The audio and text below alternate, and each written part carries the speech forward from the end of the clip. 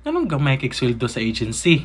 Ato ning istoryahan bi kaning about agency nganong gamay or mas gamay ang ilahang offer kaysa sa direct client. Nanapoy mo react nga, dako malikog sweldo nga agency ko, ay na lagumog appeal diri good sa muka ninyo eh.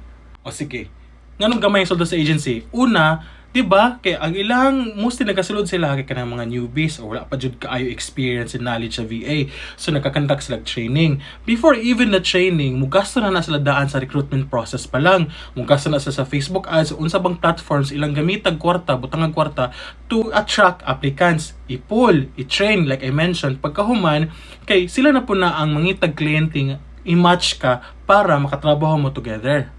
Human, while you're working pa jud, na pa jud kay back-end support na ano yung mga mapangutan ani mo unsaon ni siya na ipadayon ongoing na training og naapod na ginatawag na mga HR people nga ginasildohan sa company nga sila tong naga-manage sa imong benefits, naga-manage sa imong sweldo og unsa pa man dira.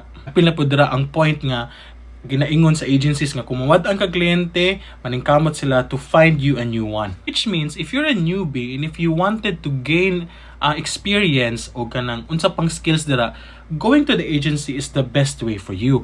Kay kung kaya naman din nimo mag-inosara nga mag-direct client, kano makaring direct client? So mag-direct client ka. In this way, you can or you have the power to choose what kind of job you want to apply with.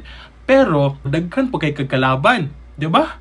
Pero medyo tagilid ang job security when you're working directly with a client. Kay, like I mentioned with my previous videos, they can let you go anytime. Pwede po kanila dili bayaran kung di sila gusto mo bayad sa imuha.